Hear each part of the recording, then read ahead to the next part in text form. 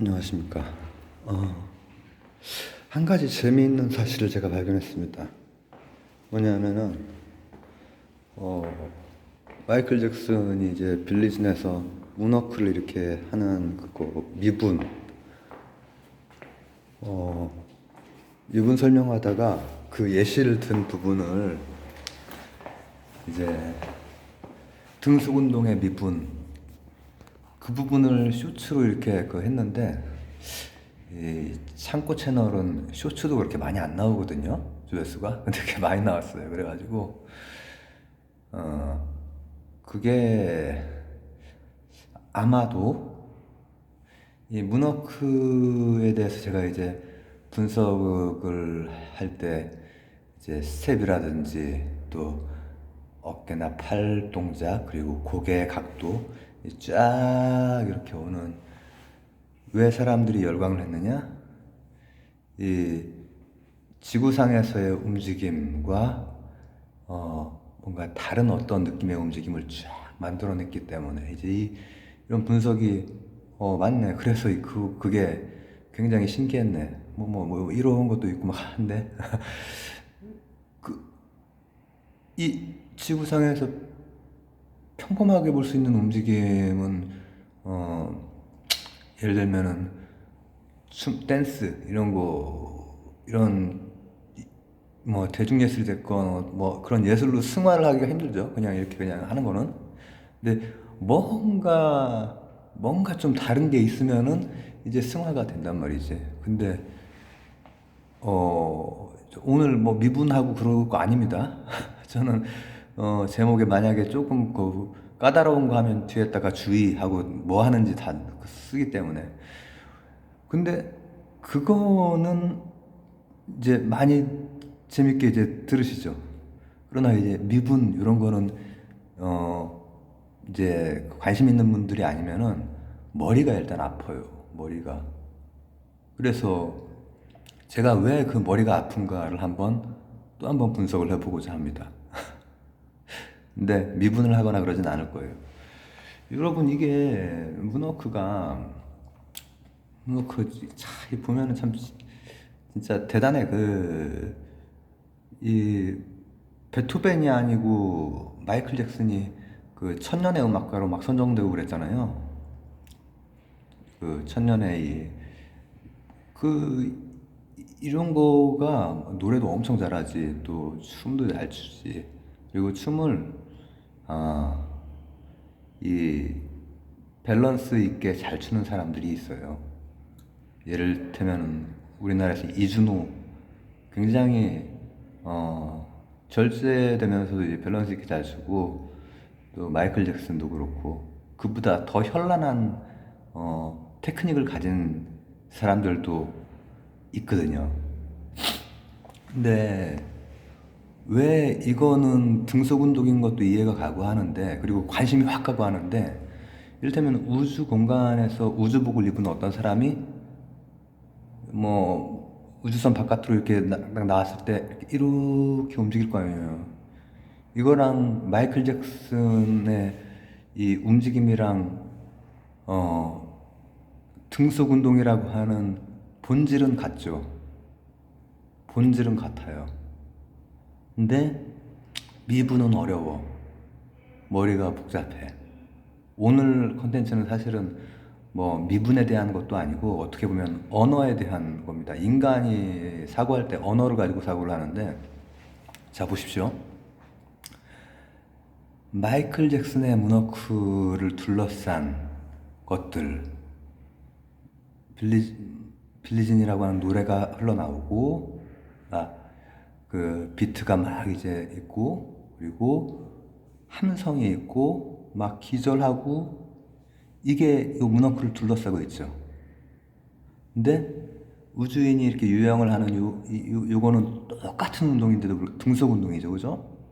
똑같은 운동인데도 불구하고 진공 상태니까 소리도 안 나오지, 보는 사람도 없지, 뭐 음악가로 선정되지도 않지, 춤꾼으로 선정되지도 않지, 그냥 이렇게 하는 거잖아. 그러나 만약에 이 요 운동이라고 하는 거기에만 초점을 맞춘다면은 요 두 개는 동일하단 말이죠. 근데 이게 유용한데 머리가 아프지. 이 동일한 걸 포착해내는 능력이 인간에겐 있어요. 이런 일반화하고 추상화하는 능력이. 이게 색상이 다크네이비죠. 이게 이렇게 막 통으로 된 바지가 아니라 27, 8 정도 되는 그냥 여기 좀 눕이 이렇게 들어가가지고 슬림핏이 아니라서 제가 이제 발목이 얇기 때문에 통통하게 보이는데 요거가 다크네이비죠. 다크네이비.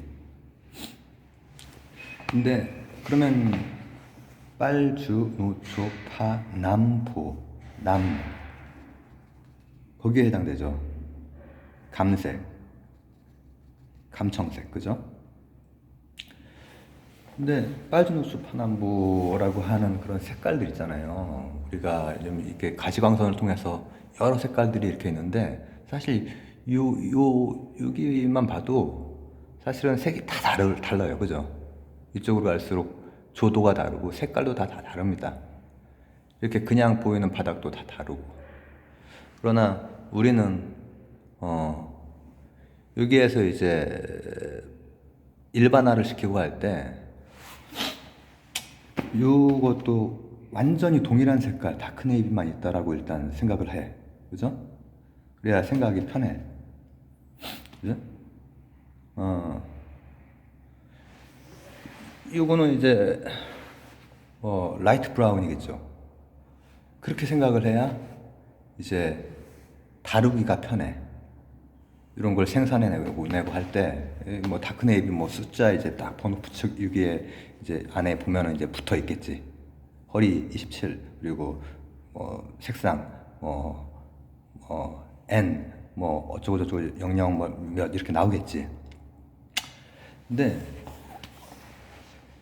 이런 것들이 사실은 실용적이어서 하는 거지만은 우리는 맥락의 모든 것들을 고려하는 인간이기 때문에 예를 들면은 광고에서 통계치로 어느 지역에 얼마만한 사람들이 어떠한 상태에 빠져 있습니다가 아니라 한 아이를 보여주고 이 아이에게 희망을 주세요. 이런 게 바로 다가오는 그런 면이 있죠. 사실은 더 많은 정보량과 그걸 담고 있는 것은 통계치겠죠. 근데 그거보다는 한 아이의 그 고통. 이게 이제 우리한테 다가온단 말이에요. 그래서 마이클 잭슨도 이 환호와 이 뭔가 경이로운 요 등속 운동 이런 것들은 확 다가오지만은 우주인이 그냥 유행하는 거야. 뭐 그거는 그렇게 다가오지 않지. 그러나 본질로 들어가면 운동이라고 하는 것만으로 봤을 때는 이렇게 다크네이비와 라이트 브라운으로 분절해서 생각하는 게 효율성이 높듯이 등속운동도 등속운동의 이 핵심만 다른 맥락을 걷어내고 만약에 이제 거기에 관심이 있다면 뮤지션으로서의 요소 이런 거에 관심이 있으면 춤꾼으로서의 요소 이런 거에 관심이 있을 때는 당연히 맥락이 달라지는 거기 때문에 이 등속운동으로 딱 분절해서 이 개념화 시키면 안 되지. 분절을 한 다음에 일반화를 시키는 거야. 이 두 개가 같은 성격을 가지고 있다. 쫙 미끄러지고 있다. 이것이 이제 언어가 가지고 있는 일반화의 능력. 그리고 일반화할 때는 필요한 것 이외에는 제낀다. 근데 그렇게 했을 때 왜 그렇게 하지? 그 복잡해지는데 그렇게 하면. 그렇게 하면은 이제는 우주인이나 마이클 잭슨도 사라지고 한 점이 좌표축에서 움직이는 것만, 이 시간에 따라서 어떤 거리로 움직이는지 이것만 남습니다. 그래서 결국은 이거에 대한 한번 추상화되고 이 두 개를 묶어서 추상화하고 그 다음에 거기에 또 한 번 추상해서 언어화 시키면은 fx 이퀄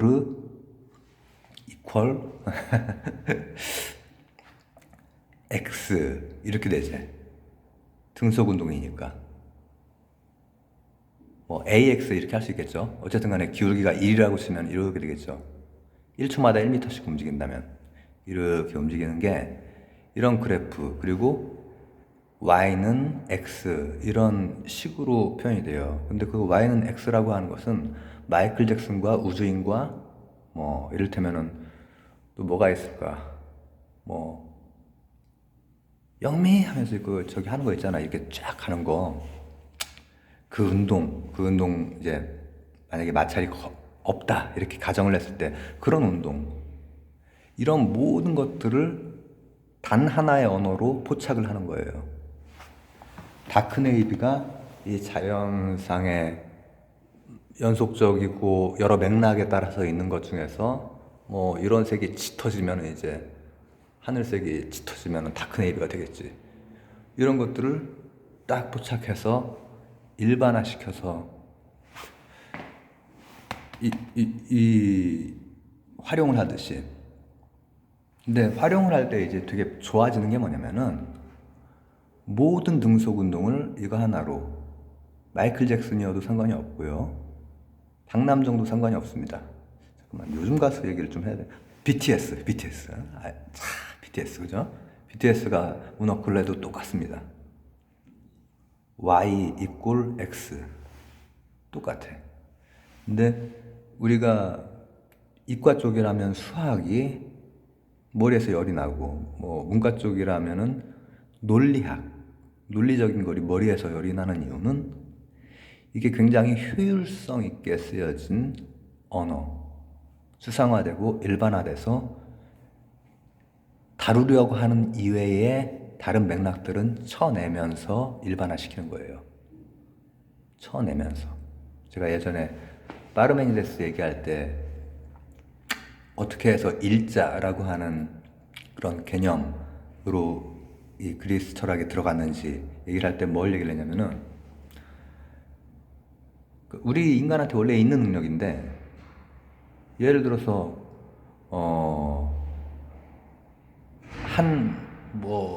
단풍나무 뭐 이런 나무를 하나 봤어. 근데 이제 엄마하고 애기랑 이렇게 보는데 애기가 물어보는 거예요. 저 뭐야? 하면 나무 이렇게 얘기를 해주죠. 지나가다가 은행나무가 또 있네? 근데 이제 엄마한테 안 물어보고 나무다 이런단 말이야. 이건 뭐냐? 단풍나무하고 은행나무를 이제 그때 엄마들은 우리 애는 아마도 천재인 것 같다 이런 착각들을 이제 보통 하게 되는, 사피엔스는 다 그 추상화 능력이 있어요. 우리가 지금은 머리가 깨질 것처럼 막 어렵고 이렇게 생각하는 수학이나 논리학 같은 언어들이 바로 그 추상화 그 자체에 그 힘을 쏟은 언어들이고 효율적인 언어들이죠. 요거랑 완전 똑같지는 않지. ip사구도 다르고 다 다를 거 아닙니까? 색깔도 다르고.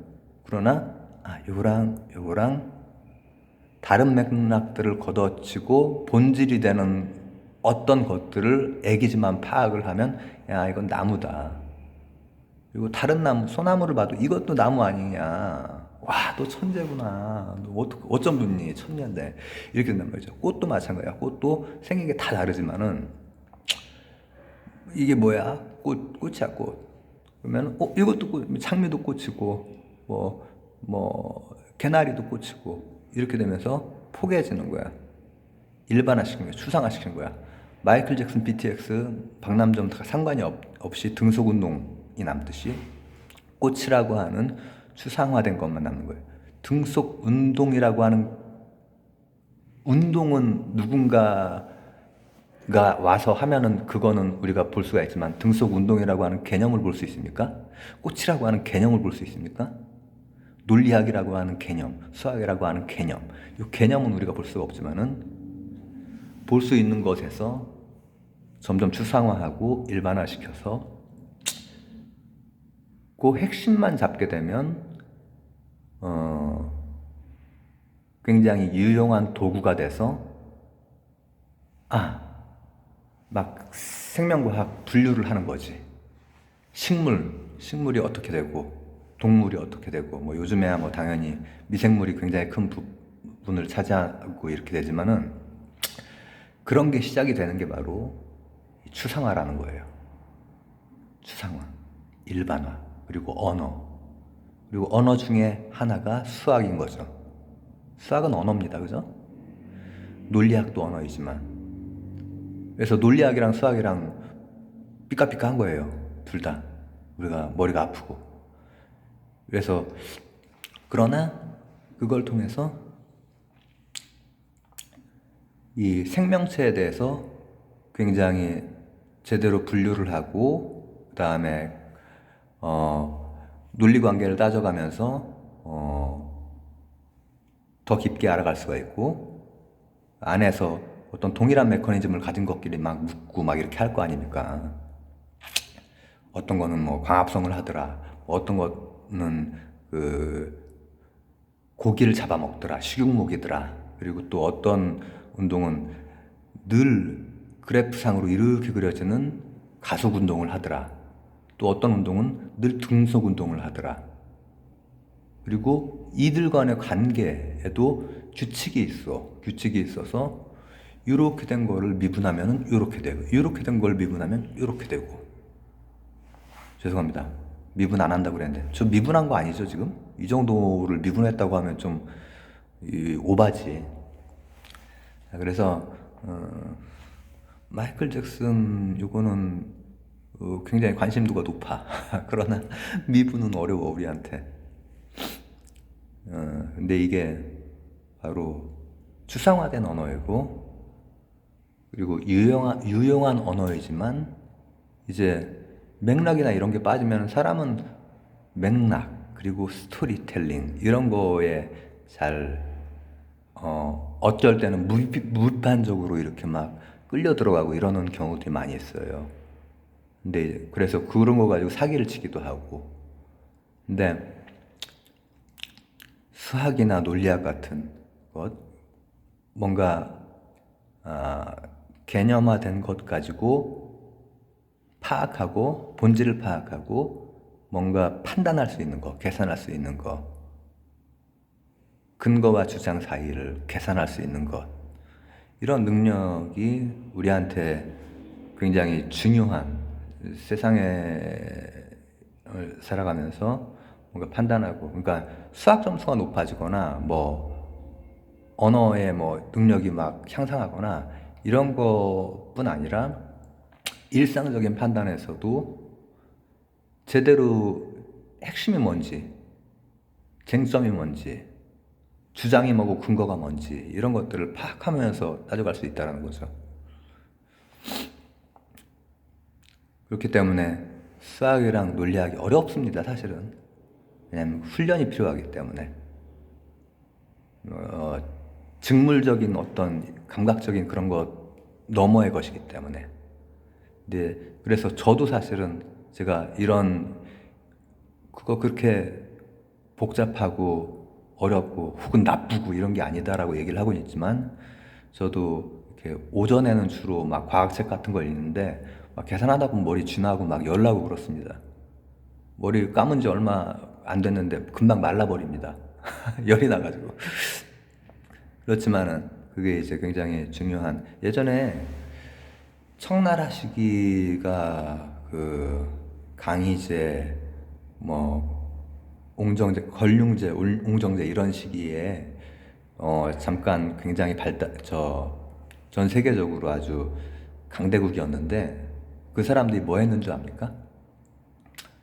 뭐 잠을 줄여가면서까지 일을 굉장히 보고서 받고 거기에 이제 판단하고 이렇게 하는데 그런 과정에서 매일 유클리드 기하학을 공부를 했대요. 그게 이미 들어왔었기 때문에. 물론 예전에 이 지중해 근처의 왕들도 그때는 시기가 가깝죠. 유클리드하고 공부를 했었고, 그 저자 직강도 듣고 막 했는데, 아, 이거 왕도 없습니까? 내가 왕인데? 그런 거 없습니다. 이렇게 했다라고 하는 게, 그런 훈련이 수학 문제 풀고 아니면은 국어 점수 높게 나오고 이런 거에서 끝나는 게 아니라, 뭔가를 결정해야 될 때, 그리고 근거를 살피고 주장을 확인해야 될 때 굉장히 유용하다라는 거죠. 그래서 수학도 언어의 하나이고, 이제 언어 자체가 가지고 있는 추상성과 또 이 정합성이 극한으로 가면 논리학이 되는 거고, 수학을 논리학의 하나로 볼 수 있죠. 이제 우리가 쓰는 그 자연어가 아닌 수로 된 언어, 수나 기호로 된 언어. 그렇습니다. 아이, 재미없다. 죄송합니다. 감사합니다.